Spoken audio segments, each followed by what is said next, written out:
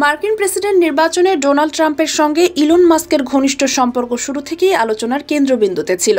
ট্রাম্পের নির্বাচনী তহবিলে $20 কোটি দান এবং প্রচারেও সক্রিয় উপস্থিতি ছিল মাস্কের।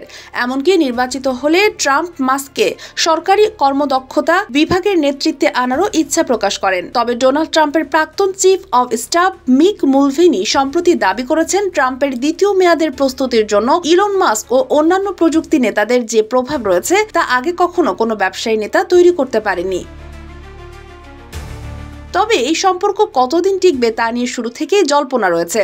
এমনকি শোনা যাচ্ছে, হোয়াইট হাউসে যাওয়ার আগেই ট্রাম্প মাস্কের প্রতি তার আগের সমর্থন কমিয়ে দিয়েছেন। একটি এক্স পোস্টে ইলন মাস্ক জানিয়েছেন, মন্ত্রিসভার সদস্য নির্বাচনের বিষয়ে তিনি কিছু প্রার্থীকে সমর্থন করেছেন, তবে অনেকেই নির্বাচিত করা হয়েছে তার অজান্তেই। এসব সিদ্ধান্ত পুরোপুরি ট্রাম্পেরই। মাস্ক আরও বলেছেন, তিনি প্রেসিডেন্টের সঙ্গে সময় কাটাতে খুব ভালোবাসেন এবং কখনোই তাকে খারাপ কিছু করতে দেখেননি। তবে অতীত দেখলে বোঝা যায়, ট্রাম্প সাধারণত প্রশংসা করা ব্যক্তিদের বেশি দিন গুরুত্ব দেন না।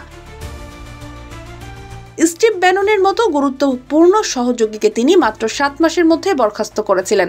যদিও ব্যানন 2016 সালের নির্বাচনে ট্রাম্পের প্রধান কৌশলগত উপদেষ্টা ছিলেন। ইলন মাস্কের পরামর্শ ও প্রশংসা ট্রাম্পের কাছে তেমন গুরুত্ব পাচ্ছে না। মাস্ক কিছু পরামর্শ দিলেও ট্রাম্প সেগুলো প্রায় উপেক্ষা করেছেন। নিউ ইয়র্ক টাইমসের প্রতিবেদনে এমনই তথ্য উঠে এসেছে।